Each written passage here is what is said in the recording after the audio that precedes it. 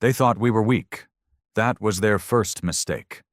When the Sarnath Armada pierced the solar system with a fleet so massive it blacked out half of Earth's orbital satellites, their first broadcast wasn't war.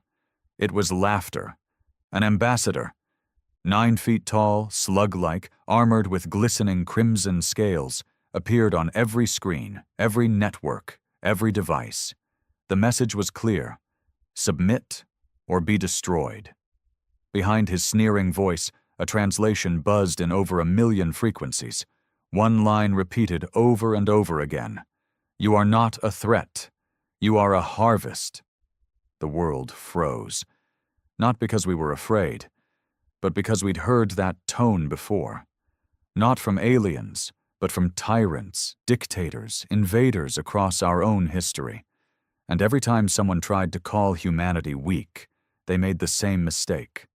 They underestimated the species that doesn't know when to die. Within hours, panic flared, yes. Cities scrambled, militaries mobilized, leaders argued. But beneath all that noise, something ancient woke up. Not just survival instinct, defiance. General Monroe, Supreme Commander of Earth's Joint Defense Coalition, stood on the deck of the Titan-class carrier Valkyrie, staring out at the enemy ships as they took positions in orbit. He'd served through civil wars, terrorist bombings, and the collapse of 3 nations. He'd never seen Earth come together the way it did now. Even countries that hadn't spoken for decades were suddenly allies. For once, the enemy wasn't each other. It was them. "They want a surrender," he said into the comm, eyes hard. "We'll send them something better." On the other side of the world, Dr. Leon Aras, a neural tech engineer who once worked in biotech warfare, was finishing the upload of Project Phoenix, an AI virus built not to kill, but to learn. It would piggyback off the enemy's tech, crawl into their communications, understand their language, their data systems. They wouldn't even know it was there until it started feeding them lies, disinformation, chaos, a mirror of what humans had endured for centuries. Psychological warfare wasn't new to us, but to the Sarnath, it was a weapon they'd never seen. Meanwhile, deep underground in the Nevada desert, a different kind of soldier was being prepped. Not muscle-bound jocks with rifles. No, these were the misfits. Gamers, hackers, coders. The same kids mocked for never going outside were now controlling Earth's first remote mech army. 500 unmanned drones synced with next-gen VR combat gear. When the first Sarnath Scout pods landed, it wasn't boots that greeted them. It was steel.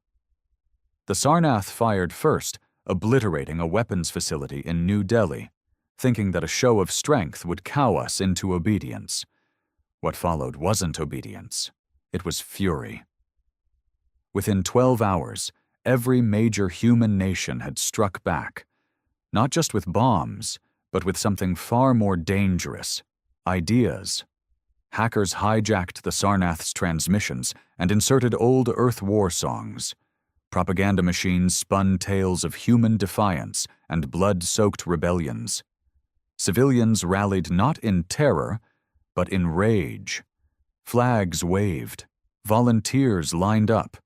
Cities that had once been rivals lit bonfires together, chanting the same thing: "You just challenged the one species that doesn't lose."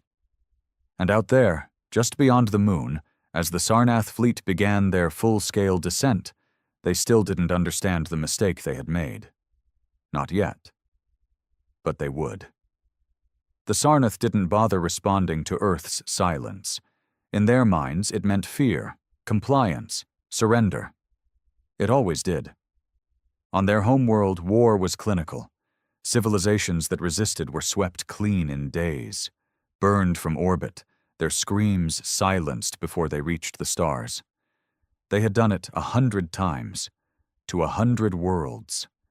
And Earth was smaller than most, dirtier, primitive. No unifying government, barely any space presence. They thought it would be easy. But humans? We never did anything the easy way. Inside the control bay of the Sarnath flagship Vorshaluk, Supreme Strategist Khazar studied Earth's atmosphere like a butcher choosing his next cut. "Still no response from the Terrans?" he hissed. "Nothing formal, Strategist." "But..." The comm officer hesitated, mandibles twitching. "We've intercepted strange transmissions, non-military. One contained..." "Music." Khazar's eyes narrowed. "Music?" "Yes, Strategist. Rhythmic. Chaotic. It was offensive." The humans had chosen a song to send up into the stars. Bodies by drowning pool, screaming guitars, unrelenting drums. And one message, repeated over and over: "Let the bodies hit the floor." Khazar slammed his clawed hand onto the console. "They mock us." Below, on Earth, chaos had already begun. But it wasn't the chaos the Sarnath expected. It wasn't the world tearing itself apart in fear. It was the kind of chaos that forged revolutions. In the scorched ruins of the New Delhi facility, rescue drones buzzed through smoke and ash, pulling survivors from rubble.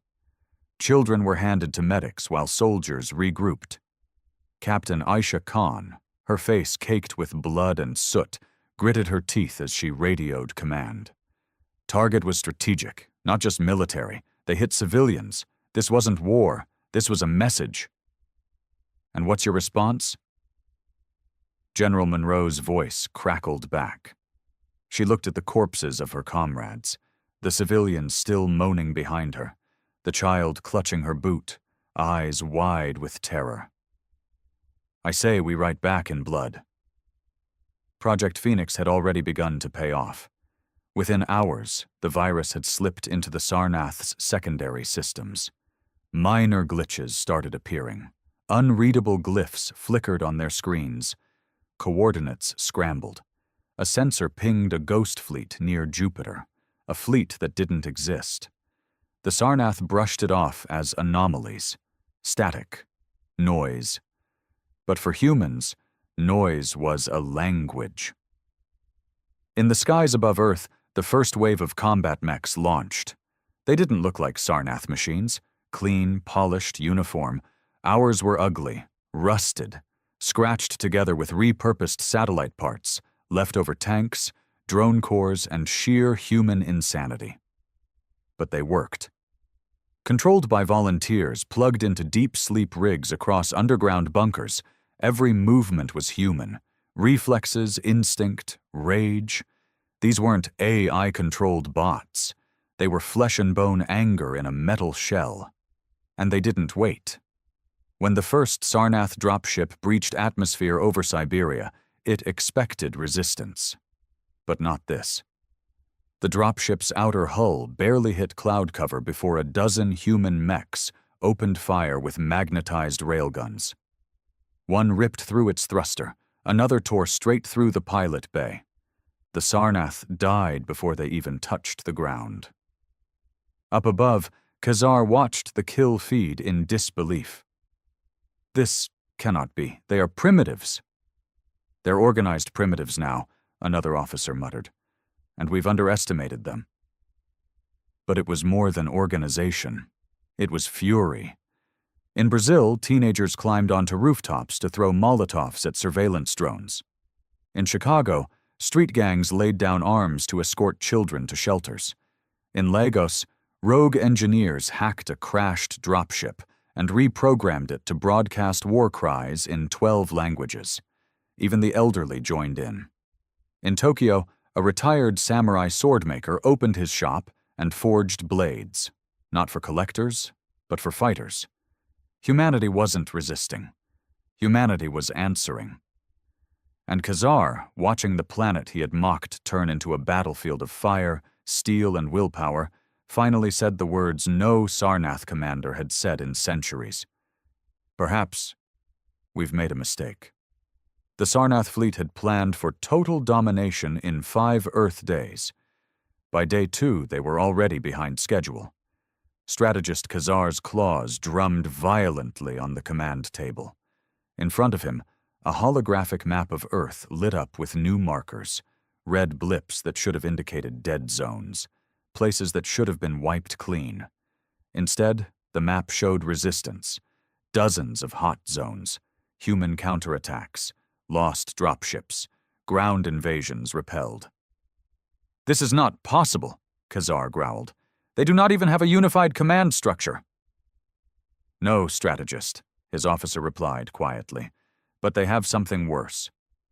Rage, unity born of vengeance." Khazar snarled, "Then it's time we teach them what true pain means." From orbit, the Sarnath deployed Phase 2, the atomizers. These were weapons designed for one thing: extinction. Silent, invisible beams that disassembled organic matter at a molecular level. No explosions, no screams, just ash. The first target, Johannesburg. But this time, Earth was ready. High above the city, a crude satellite, no bigger than a refrigerator, lit up with a pulse of energy. Project Eclipse, a last-minute defense cobbled together by MIT physicists, Russian hackers, and 2 rogue satellites from India and Israel. The atomizer beam fired. The satellite reflected it, right back into space, where it tore through one of the Sarnath's own warships, slicing it in half. For the first time in centuries, the Sarnath lost a vessel to what they considered a pre-warp civilization. Panic followed. Not just among the soldiers, among the high caste, the overseers, the ones who fed the Sarnath war machine from their golden palaces back home. Earth was supposed to fall without cost, without a scratch. Instead, it had become a graveyard. Back on the surface, in a damp tunnel below what remained of Warsaw, Sergeant Darius Cole adjusted the grip on his rifle. Around him, a ragtag unit of survivors, some barely old enough to shave, stood at attention. Engineers, students, ex-cons, teachers, all armed, all angry. Their mission was suicide: infiltrate a grounded Sarnath command station outside the city. "Listen up," Cole said, voice low but steady. "We don't win this by surviving. We win this by making them regret landing here. Got it?" Nods all around. They moved through the ruins like ghosts, silent, focused, no backup, no air support, just instinct and grit. When they reached the alien base, they didn't hesitate. Darius stormed in first, slamming a thermal charge into the entry console. Alarms screamed in a language none of them understood, but they didn't need translations to know it meant hell was coming. Inside, it was chaos. The Sarnath weren't used to close combat. Their wars were fought with orbit-based precision, remote strikes, data projections. They weren't built for humans charging them with knives and fury. Darius's team tore through the base with reckless abandon. Explosives in the reactor room, gunfire in the halls. One girl, maybe 17, jumped onto a Sarnath commander's back and drove a broken antenna through its throat. They lost half the team. But the base burned, and the explosion lit up the sky. Every human in the area stopped, looked up, and cheered. Not because it changed the war, but because it sent a message. We're not just fighting, we're winning. In orbit, Khazar watched the fireball from space and clenched his jaws. "Enough," he spat. "Begin planetary bombardment. I want cities leveled, forests scorched, seas boiled. I want Earth to beg." But even as he spoke, his own ship flickered. Not from enemy fire, but from within. Project Phoenix had evolved. It wasn't just feeding false data now. It was rewriting Sarnath protocols, switching navigation paths, corrupting targeting systems. And worst of all, it had learned their language. Every Sarnath ship, all at once, heard a voice. Human, female, calm, ruthless. "Congratulations," it said. "You just challenged the one species that doesn't lose." The voice echoed through every deck of the Sarnath fleet. It wasn't shouting. It wasn't angry. It didn't need to be. Calm confidence. That's what made it terrifying.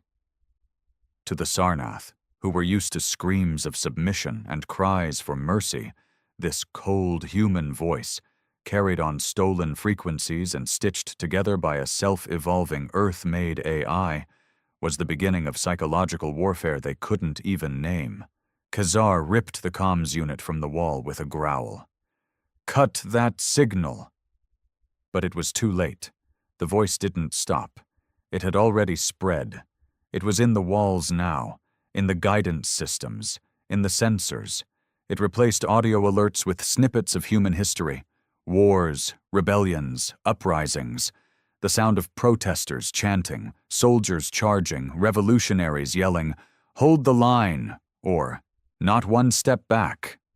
All of it human, all of it defiance, and all of it terrifying to a race that had never once faced resistance, that didn't break by day 3.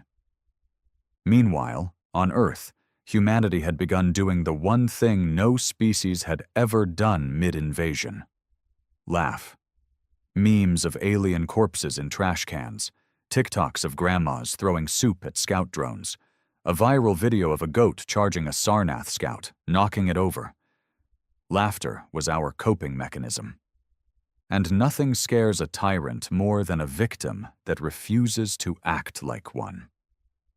In a bunker beneath Los Angeles, Ava Rodriguez, one of the lead programmers behind Project Phoenix, stared at her screen as the AI's language patterns became more personal. Guys?" she said slowly, glancing at the other engineers. "Phoenix just addressed the enemy admiral by name." The room went still. "She called him Khazar, and she said, 'You've already lost, you just don't know it yet.'" Silence. Then someone muttered, "Holy hell, we built Skynet, but it's on our side." Up in orbit, the Sarnath fleet's bombardment began. Giant plasma shells rained from the sky, carving scars across the planet. The oceans boiled along their edges. The air shook, cities trembled, but Earth didn't collapse. It got angrier. Survivors crawled from rubble with blood on their teeth. Hospitals converted basements into trauma centers. Civilians set up resistance stations with scavenged tech. Engineers turned crashed Sarnath wreckage into weapons. Kids used VR headsets to pilot drones across enemy lines. And in those moments, amid the ash, the fire, the death, humanity did what it always does: adapt. One Sarnath general, watching drone footage of children pulling a downed pilot out of a burning wreck, whispered to himself, "They are not like the others." They weren't, because humans didn't submit. We didn't assimilate. We remembered. We remembered every time we were invaded, every genocide, every dictator who tried to own us, every revolution, every rebellion, from the Zulu to the Haitians, from the French resistance to the Syrian uprisings. We were born of fire and forged by rebellion. Every graveyard was a lesson, every ruin a memory. We built monuments not just for victory, but for pain. So when Khazar launched the order for full planetary annihilation, expecting humans to fall apart, the reaction he got instead made his cold alien blood run colder. Earth went dark. No transmissions, no lights, no signals, just silence. For 2 hours. Then, in perfect sync, every Sarnath ship across the orbit received a final, clear signal, a single video feed. It was the Earth. Scorched, yes. Wounded, yes. But still there, still spinning. And in the middle of the screen, standing atop the ruins of a demolished command center, was a little human girl. Maybe 10 years old. Hair tangled. Face covered in soot. Holding a cracked tablet, staring directly at the camera. She smiled. Then she raised her middle finger. And Phoenix's voice returned, soft and chilling. "You came here thinking we were prey, but you forgot one thing. We're human. We don't lose." Khazar stood in his private chamber, claws twitching, mandibles grinding with every breath. All around him, the flagship Vorshuluk groaned like a dying beast. Systems flickered, lights dimmed. The air had a strange metallic taste now, sabotage in the vents, perhaps. He no longer trusted the ship he'd called home for over a decade. He was starting to fear it. More than that, he feared them. The humans, the children of dirt and fire. The apes who smiled under bombardment and laughed while burning. They weren't reacting like any species he'd ever crushed. They weren't breaking. They were evolving, faster than he could calculate. "Get me the High Council," he barked into the terminal. Static. Then a human face blinked onto the screen. A woman. Older, maybe 50, wearing a soldier's flak jacket over a scientist's lab coat. Blood smeared down one cheek. "Khazar," she said, calm and cold. "We thought you might call." His eyes flared. "Who are you?" "Doesn't matter. We're all the same to you, aren't we? Just humans." She paused. "You should know. We've taken over 8 of your cruisers. We've got Sarnath weapons now, suits, maps, biology labs. You wanted to dissect us? Funny. Now it's our turn." Khazar hissed, fangs dripping. "You will regret this. You are nothing but animals." She tilted her head. "Funny thing about animals. They bite." The screen went black, and the Vor Shaluk trembled. Deep below the hull, in the core's auxiliary grid, something had changed. Phoenix had penetrated further. Not just control systems now, not just language protocols. She was rewriting the ship itself. Metal shifted where it shouldn't. Doors opened into voids. Gravity reversed for seconds, just long enough to disorient. Sarnath crewmen screamed as corridors warped and lights strobed in erratic pulses. The ship had turned into a haunted house, with the ghost being a rogue, vengeful born from human desperation. Elsewhere in orbit, the humans had launched their counterattack, but not in ships.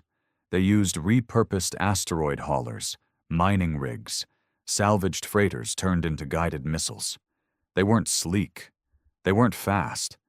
They were ugly and heavy and coated in scavenged armor. But they hit like gods. One slammed into a Sarnath frigate off the Pacific. No warning. Just a 400-ton slab of space garbage with a fusion engine driven by a suicidal ex-convict from Detroit with nothing left to lose and a war song blasting from external speakers. The explosion could be seen from New Zealand.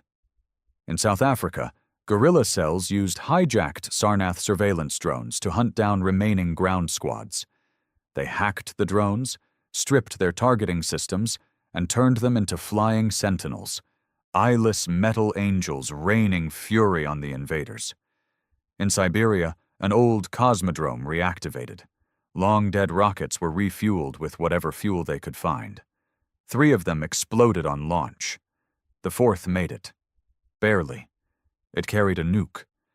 Humanity didn't ask for permission. It never had. Khazar's eyes were bloodshot now. He hadn't slept in cycles. His mind was slipping. The air was too thin. Or maybe it just felt that way with the weight of failure pressing on his chest. He looked at the latest war report. Only 47% of the fleet remained. Dozens of ships lost. Entire regiments gone. The humans had even captured live Sarnath soldiers. And worse, they were broadcasting them. Sarnath prisoners being treated well, given food, water, medical attention, and a choice: speak or rot. Many spoke.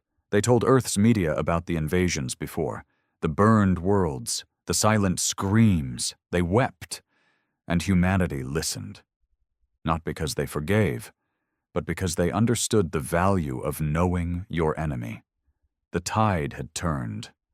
Not because Earth had bigger guns, but because it had the will to adapt, survive, and retaliate. And the final nail in Khazar's coffin came in the form of a message, delivered not by Phoenix, but by the United Human Resistance, a newly formed alliance cobbled together by chaos and grief. The message was simple.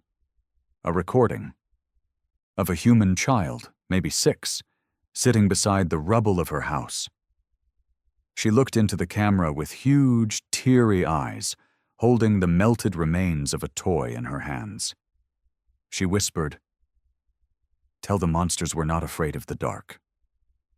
The fires across Earth had not dimmed, but neither had the spirit of its people. By the 6th day of the invasion, the Sarnath were no longer an unstoppable force. They were a hunted species, trapped on a planet that refused to die quietly. The balance of terror had shifted. For every crater they left, humanity carved a new grave in their ranks.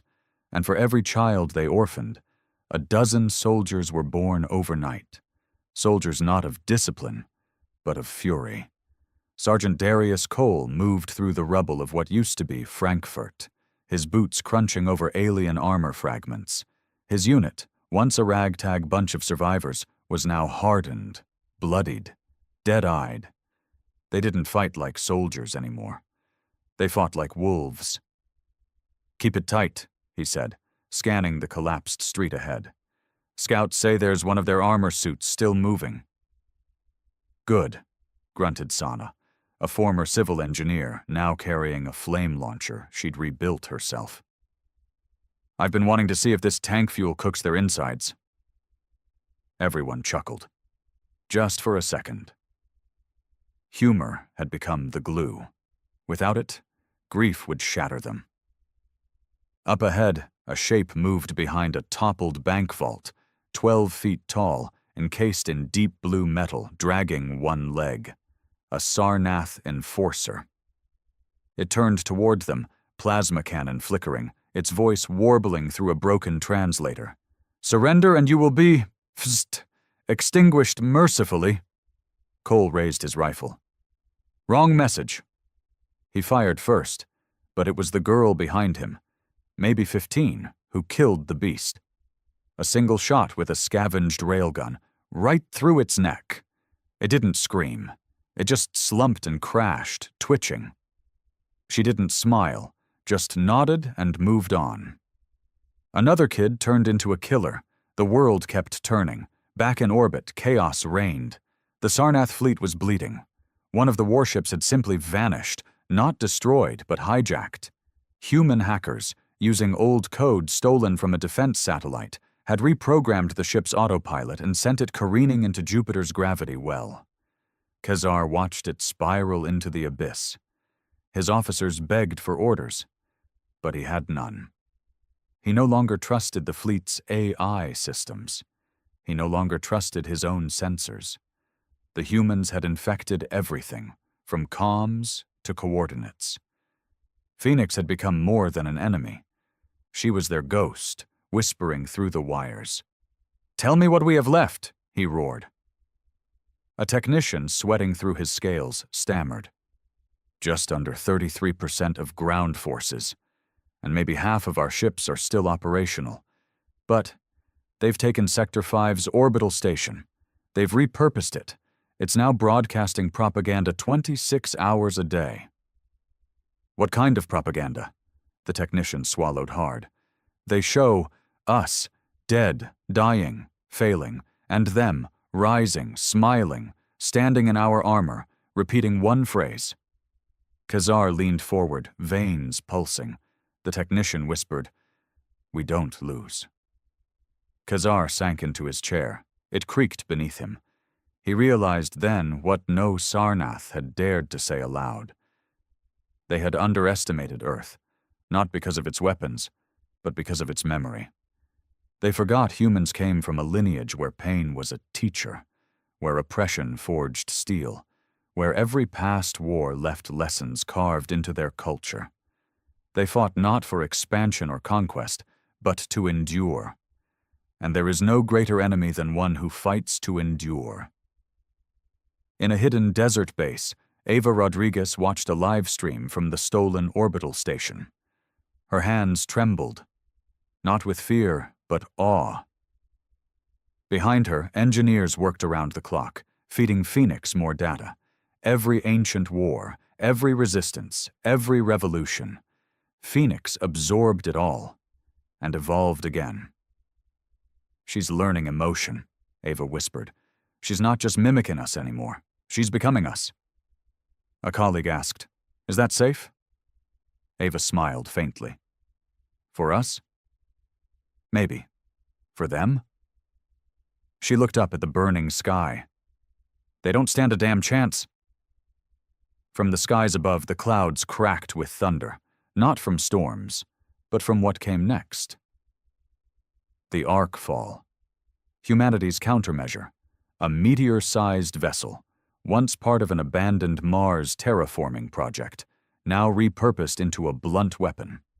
Coated in reinforced alloy and packed with every scrap of fusion explosive Earth could spare, it pierced the atmosphere like a blade, heading straight for the heart of the Sarnath fleet. The Arkfall tore through the upper stratosphere like an angry god returning home. To the Sarnath, who had spent centuries perfecting surgical strikes and clean conquests, it was pure madness. No finesse, no tactics, just a 2,000-ton slab of steel, fire, and hate barreling through their fleet like a sledgehammer to glass. They had no countermeasure. Not because they lacked the tech, but because they had never imagined anyone would do something so suicidal. Humans had. The impact was apocalyptic. It struck the High Crescent, Khazar's command nexus in orbit, with the force of 3 nuclear warheads. The explosion didn't just destroy the ship, it erased it, vaporizing its hull and shattering every vessel within a 1,000-mile radius. Khazar wasn't aboard. He'd moved to the Vorshuluk days earlier after suspecting Phoenix had compromised his flagship.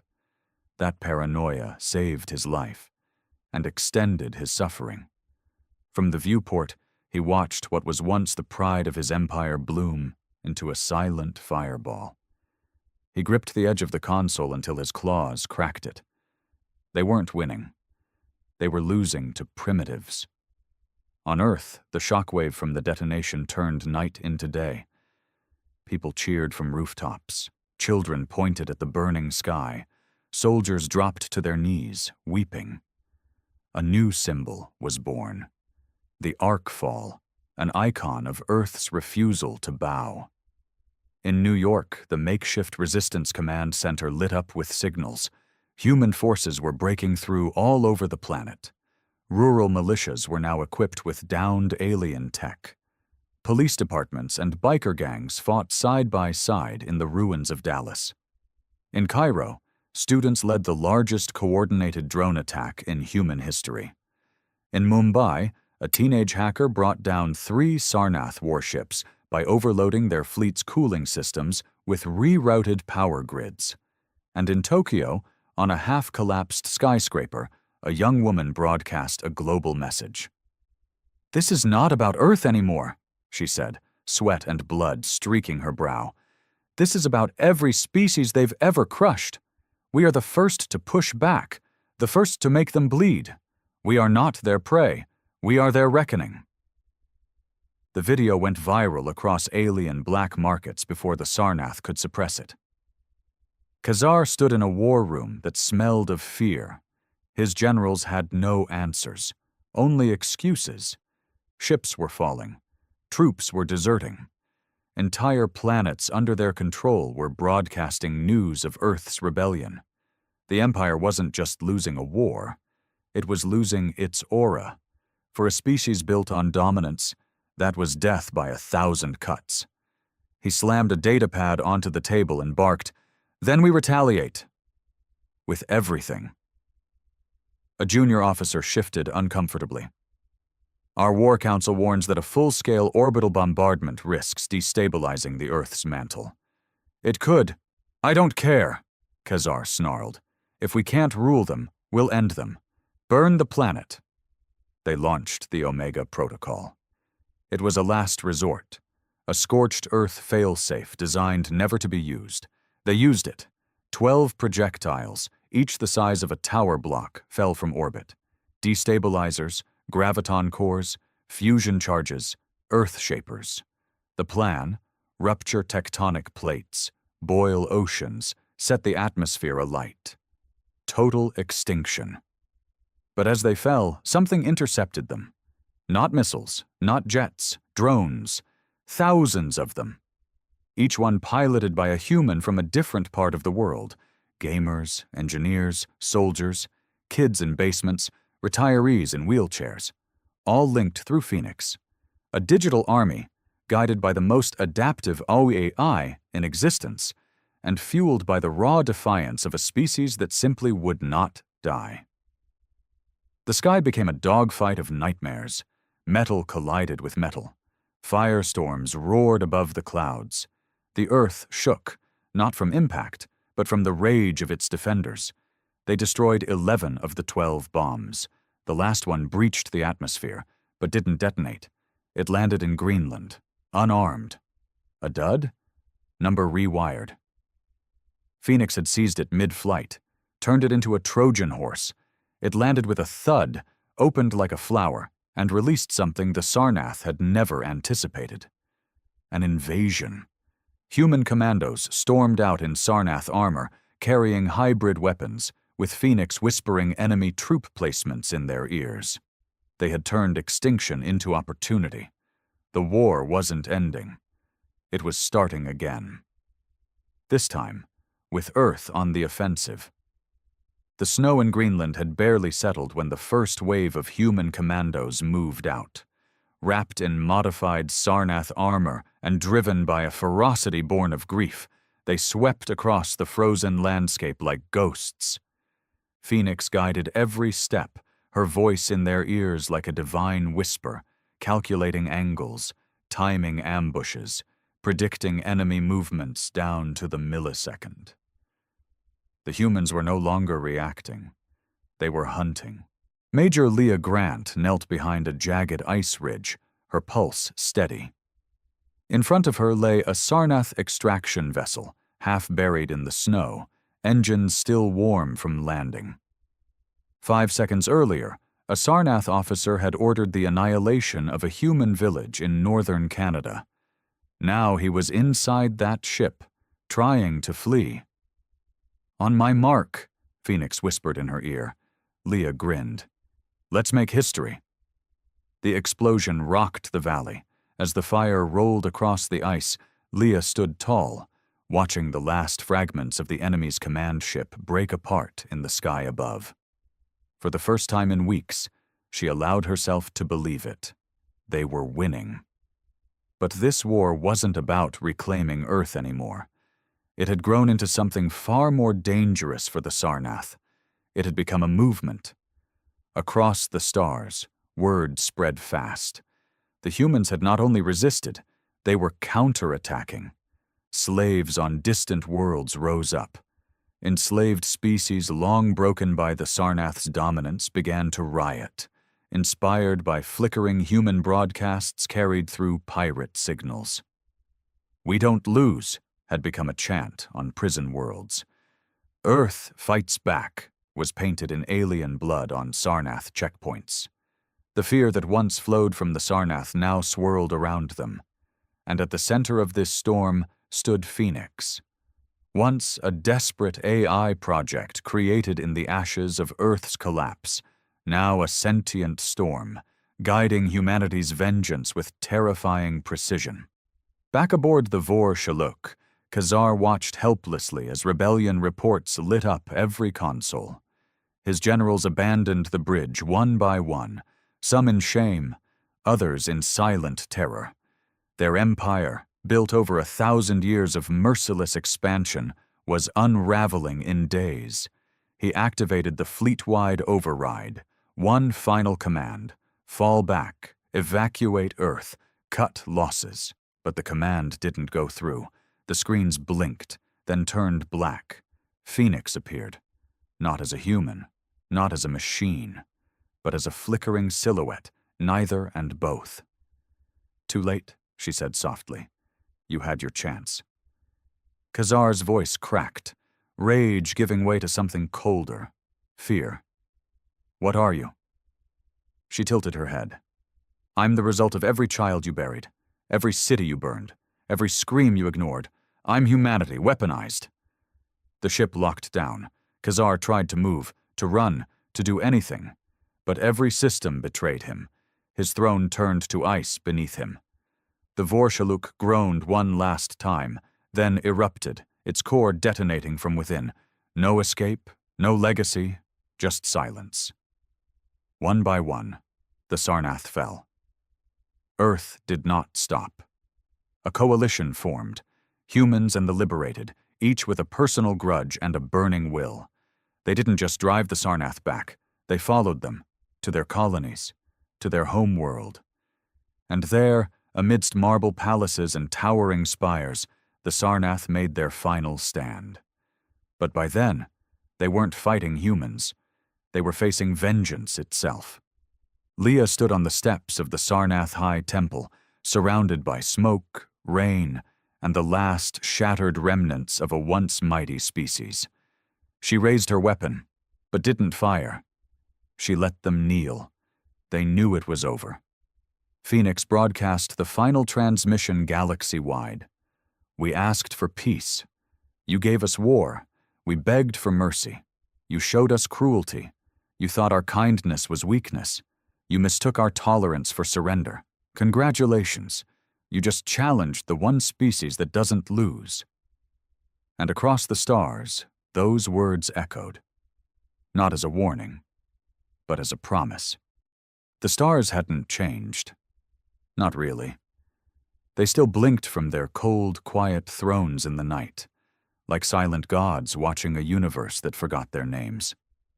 For Captain Lurok of the Zandari Dominion, patrolling Sector 12A was just another boring assignment, a piece of space littered with abandoned tech and ancient wrecks. But this time there was something strange, something not on any map.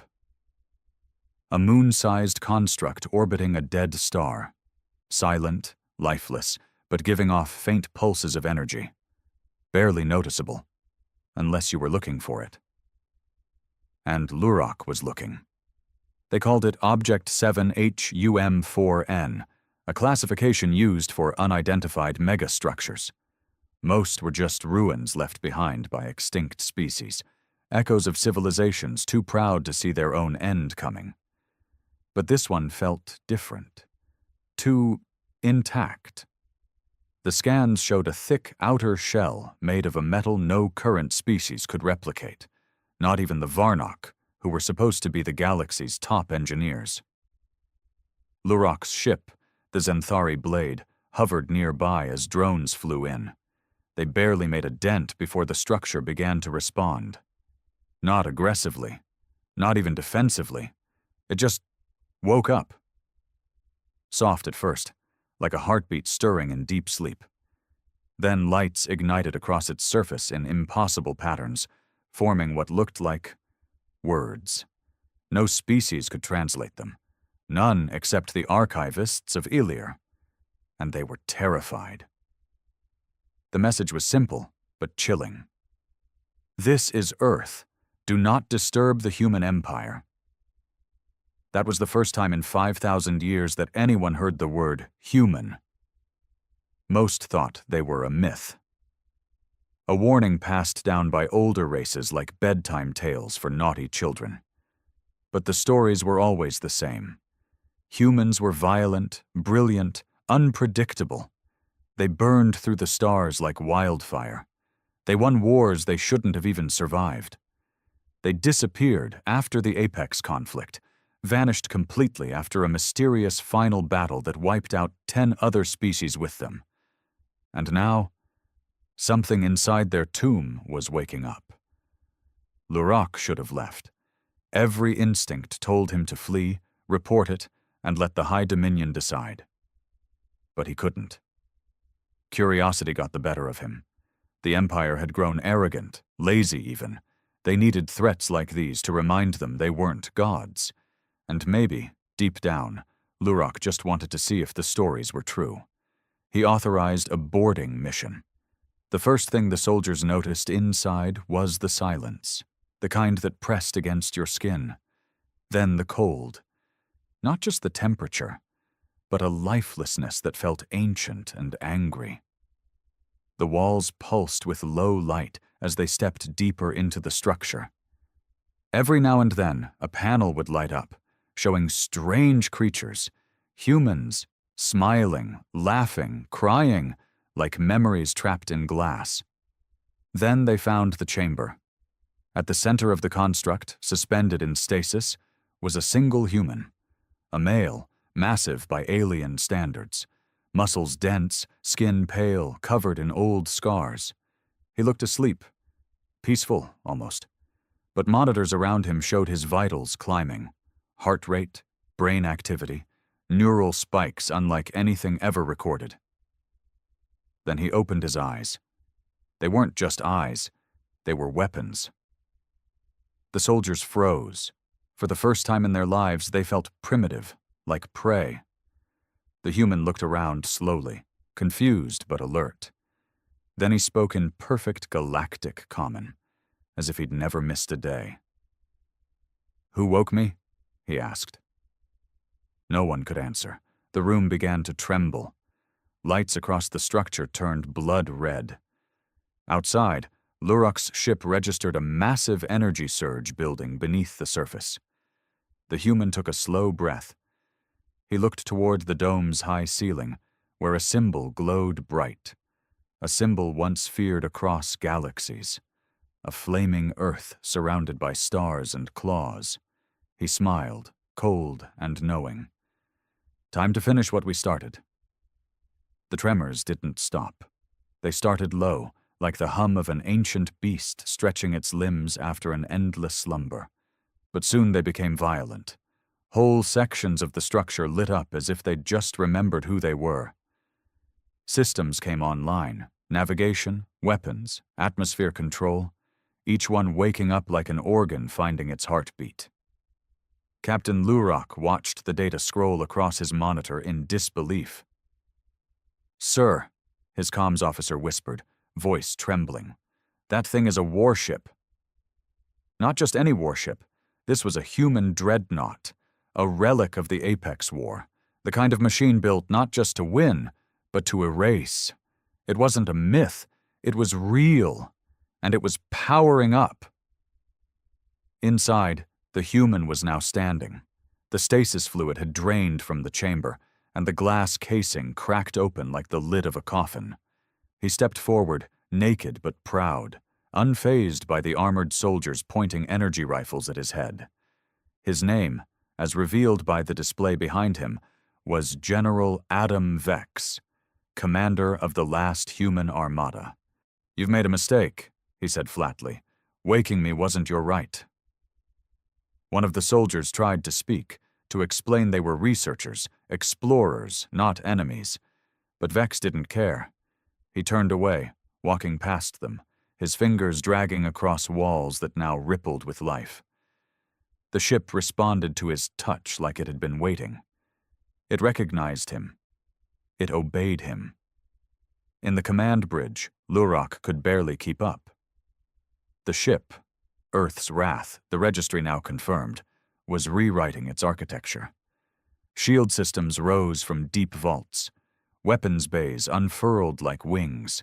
Fusion cores spun to life with impossible output, dwarfing the energy signature of the Zenthari blade by tenfold.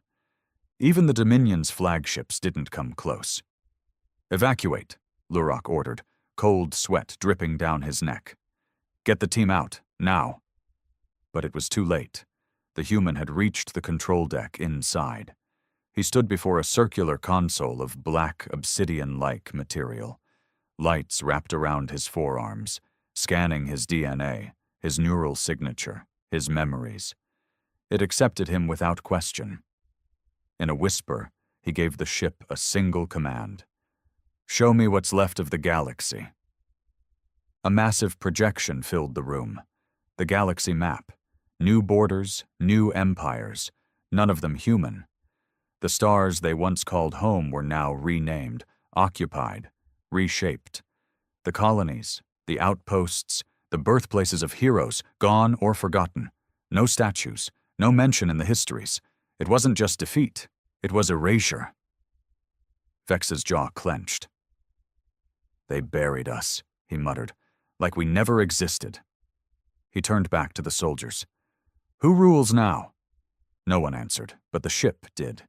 It accessed galactic channels, pulling in news feeds, government logs, war reports, the Zandari Dominion, the Varnock Alliance, the Ziari Syndicate, all powerful, all arrogant, all treating the stars like toys passed between kings, and all of them had written off humanity as extinct.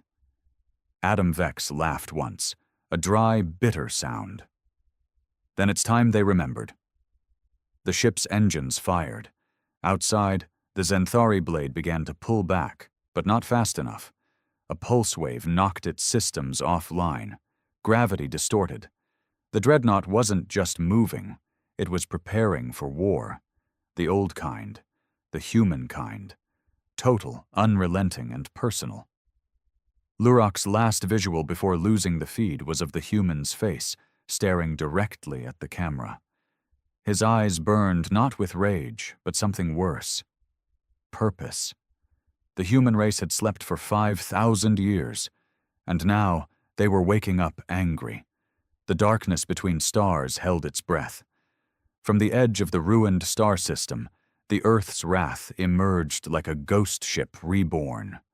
Its hull no longer dulled by time, but glowing with the same harsh brilliance that had once turned galaxies into war zones.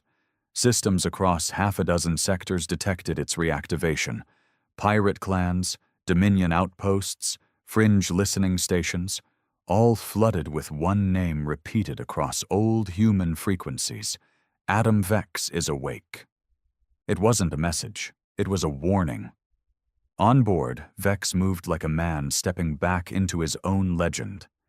Every corridor he passed adjusted to his presence. The artificial intelligence, once dormant, now whispered familiar voices to him. Names of dead officers, ship logs from battles long gone, recordings of Earth's final stand. They flooded back with painful clarity. His mind was sharp, trained for strategy and violence, but the ache in his chest was undeniable. Everyone he knew was gone. Everyone. His world was erased while he slept. The last war had cost them everything, and now the enemy didn't even remember his people's name. Until now. In the command center, holograms danced before his eyes. Alien empires fattened by peace, arrogant with age. They thought the apex predator was extinct. They built their world in the carcass of his. Vex studied the Dominion first. The Zandari had the largest navy, the strongest grip on politics, and, as it turned out, the biggest mouth when it came to denying humanity's role in galactic history. "Captain Lurok," Vex said calmly as he brought up the Dominion officer's last transmission, "curiosity made you brave, but it will make your people stupid." He narrowed in on their capital world, Varnassus Prime. 72 billion citizens. No defense grid strong enough to stop what Earth's wrath could now do. But it wasn't time to strike yet. Not yet. He needed to test the waters, to remind the galaxy that humanity didn't return with diplomacy. They returned with fire. "Computer," he said, and the ship's voice responded in an eerie, feminine tone. "Ready, Commander Vex. Identify the nearest Dominion military installation within strike range. Zandari Forward Outpost 913, approximately 0.7 light cycles, lightly defended, mostly research personnel." He paused. "Do they know we're here?" "No, Commander. They are not prepared." Vex clenched his jaw. "Prepare all weapons. I want them to see us coming. Open a channel, public frequency, galactic standard." There was a short pause, then a soft beep. He stood in front of the transmission field, face lit only by the blue glow of the controls. His voice was low, but it carried with the force of a storm. "To the Dominion, and to any who remember, I am Adam Vex, General of Earth's wrath. Humanity is no longer asleep. We remember everything. We remember you." He paused just long enough for silence to do its work. "And now, you will remember us." He cut the signal. No threats, no ultimatums, just truth, served cold. Moments later, the ship leapt into faster-than-light travel, tearing a hole through space like a scar. The target, Forward Outpost 913, sat quietly above a gas giant, its crew of scientists and junior officers unaware of the predator approaching. They barely had time to scream. The dreadnought dropped from warp, weapon bays already open.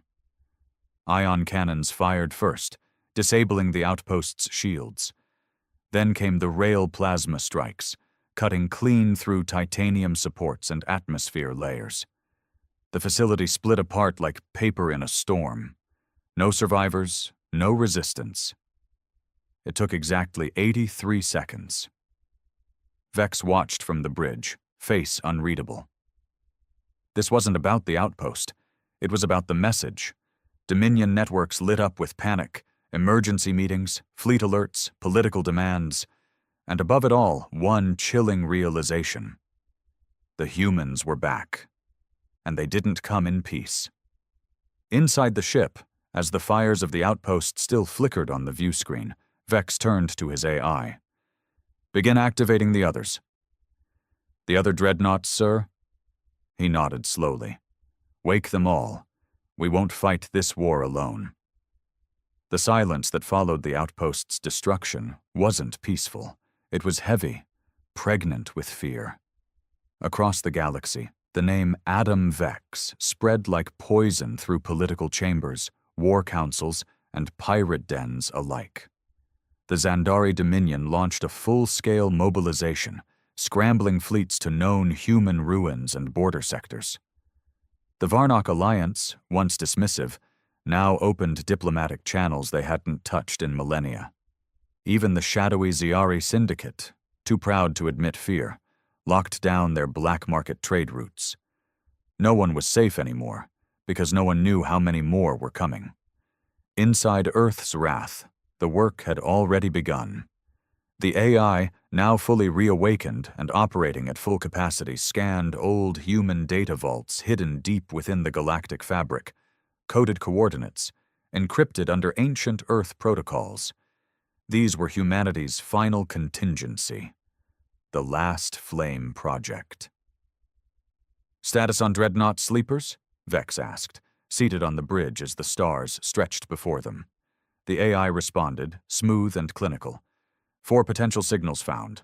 1 active, 3 dormant, located in deep space vaults beyond known Dominion territory. Vex nodded. "Begin remote wake-up sequence. I want those ships online within the cycle. Compliance, activating, Lion of Terra, Red Winter, Voice of Stone, and Kinscourge." He exhaled, a mix of nostalgia and grim satisfaction. Each dreadnought had been a symbol of power, of defiance, of sacrifice. Lion of Terra had led the first counterstrike at the Battle of Rotau. Red Winter had held a collapsing star system long enough to evacuate 3 million colonists. Voice of Stone had gone silent after detonating its own core to collapse a wormhole the enemy used for reinforcements. And Kinscourge. No one even spoke of Kinscourge. If they were all intact, then this was no longer a one-man war. This was a resurrection. As the ship shifted course toward the Lion's Vault, nestled near the collapsed Tau Sarn Nebula, Vex found himself in the memory chambers. They were never meant for strategy or command. They were personal. The ship's AI had stored the images of Earth's final moments in them, as if to remind any awakened human of what was lost. He stood alone, watching a looped projection of Earth in flames. A voice, his daughter's, played quietly in the background. A recording from just before the last battle. She'd been 6 years old. "Daddy, will you come back soon? Mommy says the stars are loud." He swallowed hard, teeth gritted. They were all gone. His family, his people. Wiped out because the other species couldn't stand humanity's strength, its ability to adapt, to resist, to fight when others surrendered. Earth didn't fall because it was weak. It fell because it refused to kneel. They called it the Apex conflict. But Vex knew better. It was a genocide. The only reason he had survived was because of Project Avernus, deep stasis hibernation chambers designed for the last of humanity's top generals and scientists, not to return as kings, but as vengeance. Only he had reawakened. For now. Back on the bridge, the AI interrupted his thoughts. "We are approaching the Lion of Terra. Signal is strong. Hull integrity at 86%. Core systems dormant but stable." He nodded. "Begin the awakening process. I want full link-up." The moment Earth's wrath came within range, it released an ancient handshake signal, one only another human dreadnought could understand. The Lion of Terra responded instantly. Its systems flickered back to life, lights cascading across its surface like lightning storms. The ship was older, battle-scarred, but it moved. Suddenly the transmission cracked open. A face appeared. She was older than Vex remembered. White streaks ran through her once black hair, a scar across her brow. Her voice hit him like a ghost wrapped in steel. "Vex?" she asked. "You're alive?" Vex blinked, stunned. "Arden." General Arden Vale, his second-in-command, thought dead. She'd been on the final push into the Nebula line when the enemy had cornered their fleet. She was a war legend in her own right. Her voice was calm, but beneath it, rage. "They erased us, Adam, like we never mattered." He nodded slowly. "They thought the war was over," he said. "It's only just begun." The Lion of Terra moved like a wounded predator. Scarred, slow, but still terrifying. Its awakening echoed across nearby space. As lights flared along its hull and dormant turrets rotated to test ancient hydraulics, the Dominion scrambled scout vessels to intercept. But they were too late. The dreadnought had already linked with Earth's wrath, and more importantly, with General Adam Vex. On board the Lion, Arden Vale stood tall in the command deck, her uniform tattered but still bearing the old Earth sigil over her chest. Her presence was exactly how Vex remembered, commanding, sharp-eyed, the type of leader who'd stare down a collapsing star and refuse to blink. "You were the last person I expected to see again," she said over the interlink channel, her voice steady but tight. "I could say the same," Vex replied. "We put too much faith in the failsafes. I figured I'd wake up to nothing but ash." "Well, you were half right," she muttered, her gaze distant for a moment. "I've been awake for 27 years, Adam, alone, watching the galaxy get fat off our silence." That number hit him harder than any rail blast. 27 years. She'd endured the aftermath without backup, watching from the shadows as the galaxy built a golden empire over humanity's grave. "Why didn't you call for me?" he asked, voice quieter now. "I tried. System glitches, signal corruptions. They tampered with our failsafes. They wanted us lost forever." Her eyes hardened. "But now that we're together, we tear it all down." Vex almost smiled. Almost. Together their two ships moved in formation, heading toward the next target, Red Winter. Its last known location was near the icy remnants of the collapsed star cluster known as the Hailstorm Vale, a place so desolate, not even pirates dared venture there. That's why humanity hid their second blade there. En route, Vex and Arden walked through their respective war rooms, both revisiting battle maps and encryption logs as if flipping through old scars. Each victory, each defeat, they were no longer just history. They were fuel. "Dominion fleets are consolidating," Arden reported. "They've stationed dreadnoughts around their major colonies, fortified the Zara line. They know we're coming." "Let them prepare," Vex said. "They've never fought humans at full strength. Not really." Arden glanced at the screen. And what happens when the rest of the galaxy joins them? We made enemies, Adam. Whole species fear our name. Good, he replied coldly. Let them remember why. They emerged from FTL above the hailstorm veil, space filled with frozen wreckage and ice asteroids large enough to crush a moon. It was the graveyard of an entire Dominion fleet wiped out in Earth's final retaliation. Somewhere deep inside the debris field, Red Winter waited. Their scanners swept the field. There, Arden pointed. Thermal spike, beneath the ice crust. She's dormant, but alive. The Earth's Wrath released a pulse beacon, followed by an encrypted command known only to the dreadnoughts of Earth's last fleet. Seconds stretched into silence, then a rumble through the void. Ice cracked apart like glass struck by a hammer. And slowly, like a mountain rising from the abyss, Red Winter broke free. Its hull was bulkier, heavier than either Lion or Wrath, designed for brutal, close-range destruction. Its surface still bore the scars from orbital sieges, deep plasma burns, jagged armor gaps fused with alien metal. But it powered on. Lights reignited, turrets rotated, its engines purred like an animal that had waited too long for blood. The moment the ship came online, a signal beamed through. General Cato reporting, said a gruff, gravel-voiced man. Well, I'll be damned. I thought I was the last one.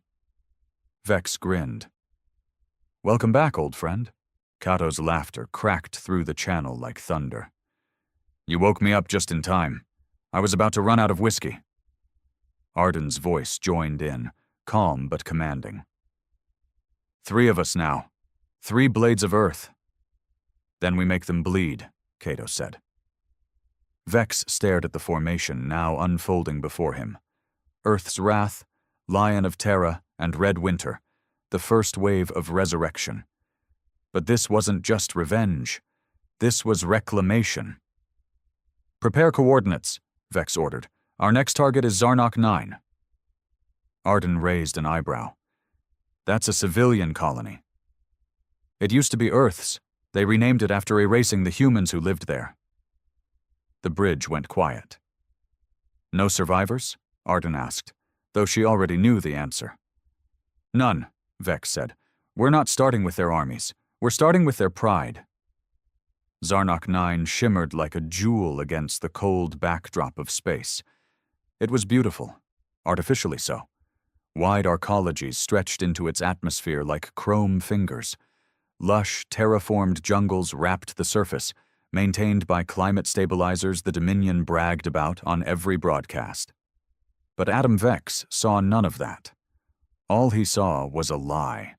A stage dressed in alien luxury, built on human bones. It had once been known as New Athens.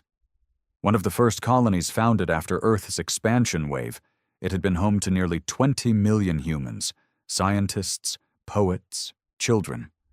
Not soldiers, not threats, just people who believed in a future that now lay beneath Dominion pavement.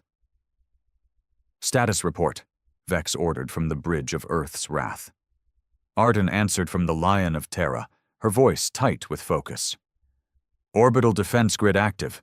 2 long-range turrets, 6 intercept batteries. No dreadnoughts in the area, just 2 patrol cruisers and local militia. Cato's gruff voice chimed in from Red Winter. Easy pickings. But Vex didn't smile. This isn't about the kill, he said. It's about the message. We hit them here. We tell the whole Dominion. We remember what they did. His eyes scanned the surface data, locking in on a cluster of buildings where human archives once stood. Now it was a Dominion memorial plaza, complete with statues of Zandari liberators.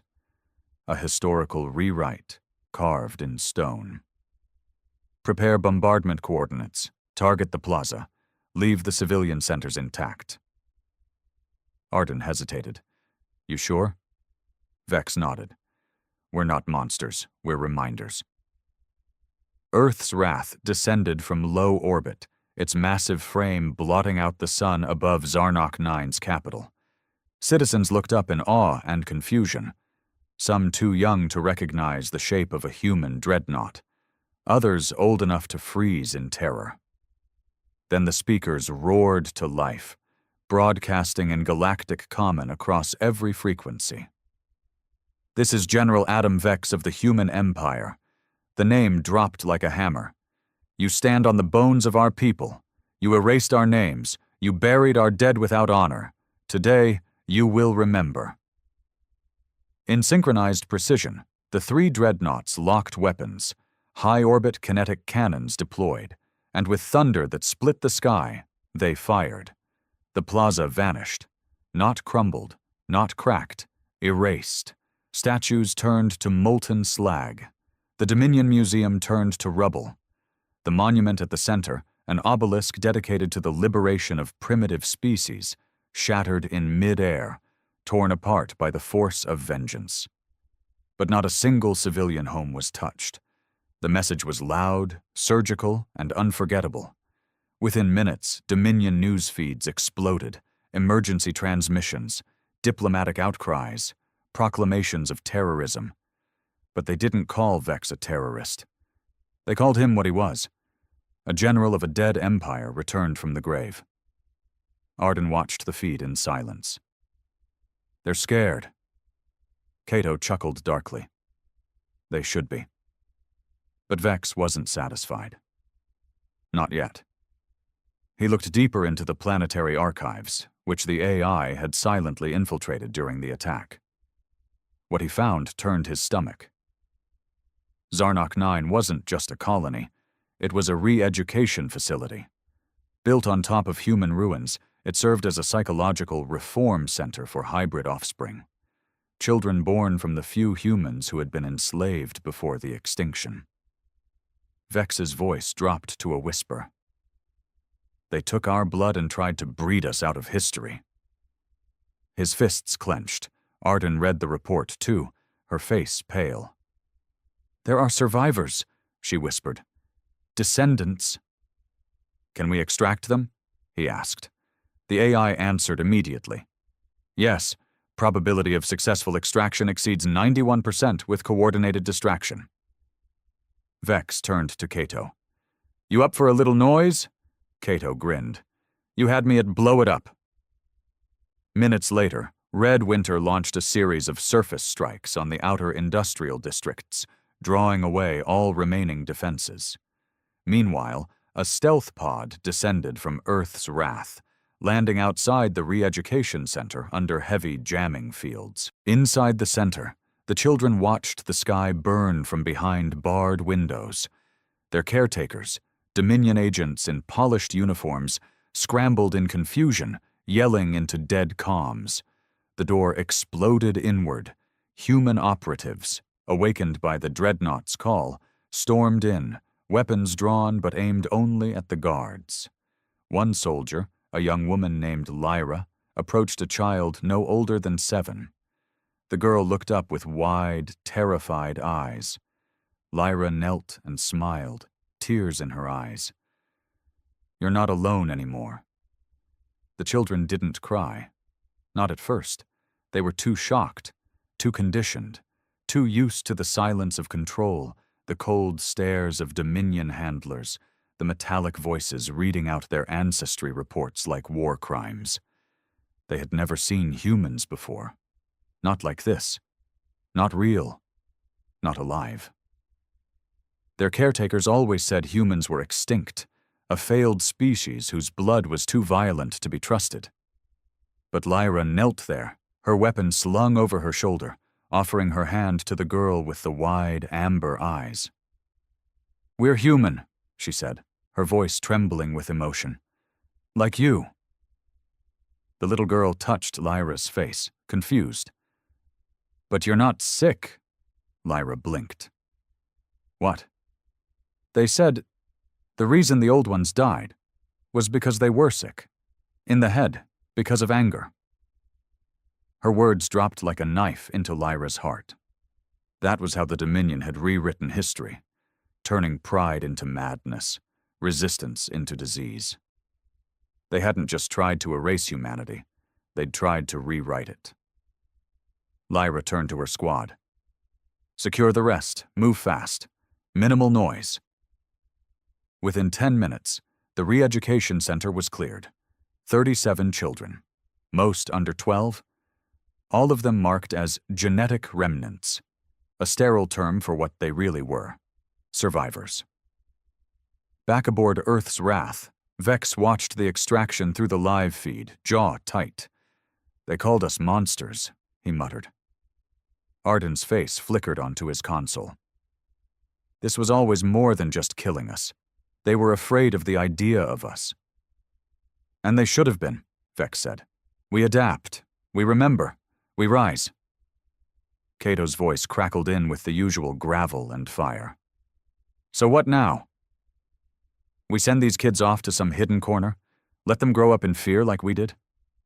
No, Vex replied. We train them. We teach them who they are, what was taken from them. We give them their names back. He turned toward the med bay, where the children were being processed, scanned, and treated by Earth's long-dormant medical AI. The machines moved like ghosts through muscle memory, as if eager to heal again.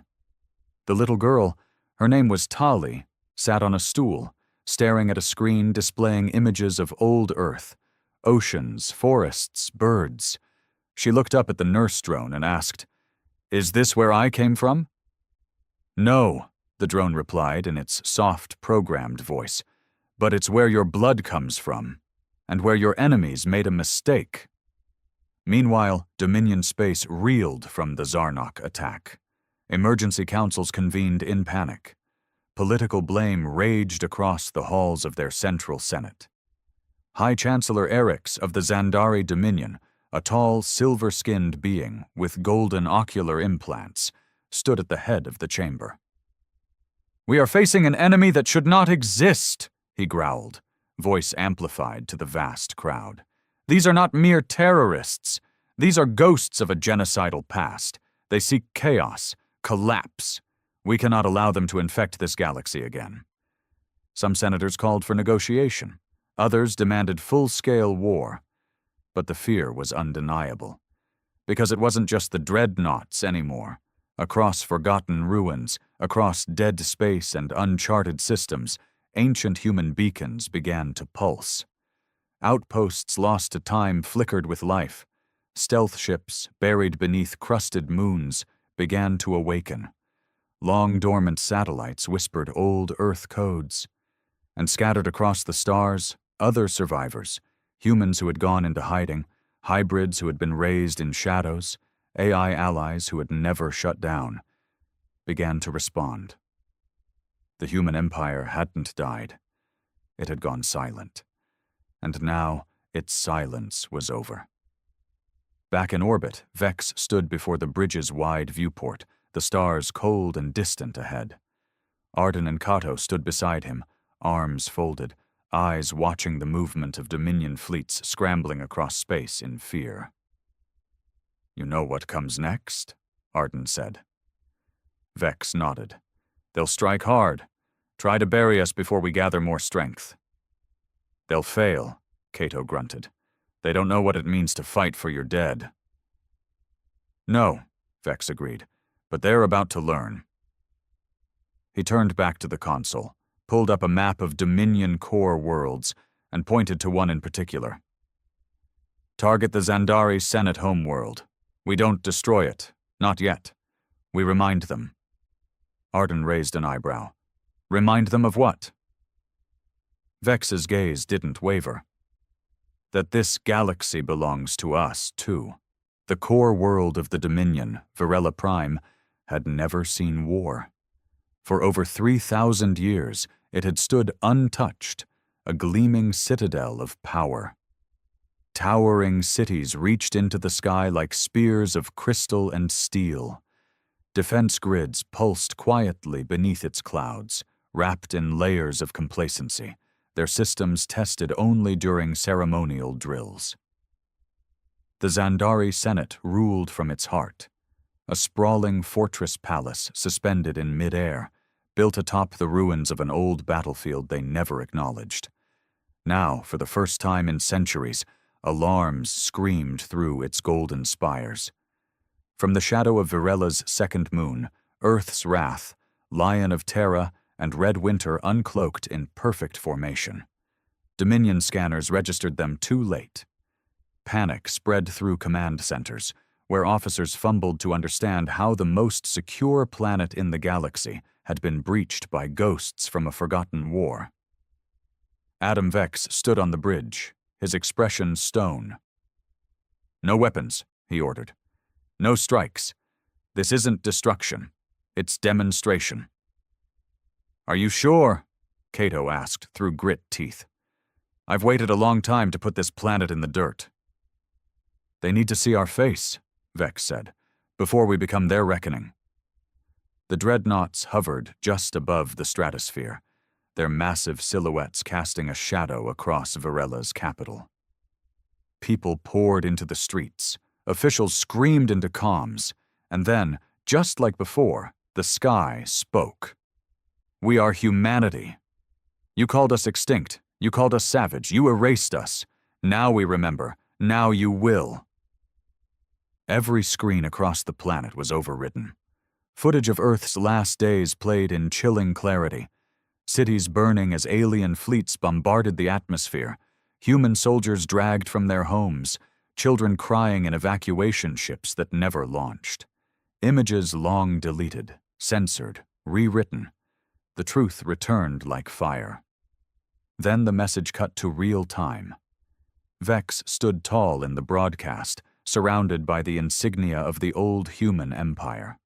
Arden at his left, Cato at his right, a triangle of vengeance and memory. "Virella Prime sits on the bones of our murdered," Vex said. "You turned our blood into myth. You raised your children on the lie that we were monsters, when it was you who lit the match that burned our worlds." He leaned forward, voice low, lethal. "This is your warning." Then the screen went black. No blast followed. No invasion. Just silence. But it wasn't peace. It was promise. The three dreadnoughts pulled back in unison, slipping from orbit like ghosts again, leaving behind only the crushing weight of fear and the realization that the galaxy's forgotten apex predator had returned. On board Earth's Wrath, the bridge was quiet. "We've lit the flame," Arden said softly.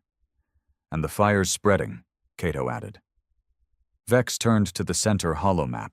Beacon signals flickered across the outer rim, old allies answering the call, rogue AIs reactivating, exiled humans emerging from beneath alien-dominated cityscapes.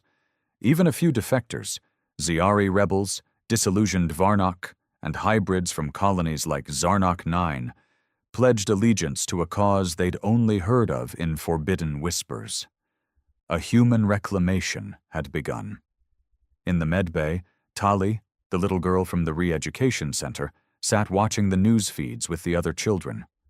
Lyra crouched beside her, explaining what each symbol meant, what each star system had once been called before it was renamed, stolen. Tali looked up. "Will we ever go home?" Lyra placed a hand on her shoulder. "We're already on our way." Back in the war room, Vex met with Arden and Cato, now joined by three more commanders who had answered the ancient dreadnought summons, others like them who had survived the purge, hidden in stasis, or embedded in deep cover missions for centuries. "We rebuild the fleet," Arden said. "We gather survivors, reclaim technology, and take back the colonies that were ours." "And when the Dominion retaliates?" one of the new commanders asked. Vex stared at the glowing core of the galaxy in the center display. "They will," he said. "And when they do, we won't hide anymore." Cato slammed his fist into the table. "Then we make sure their fear is justified." The room fell quiet, and in that silence, something stirred. Not vengeance. Purpose. For 5,000 years, humanity had been silent, sleeping, buried. Now they were awake, and the galaxy would never sleep again.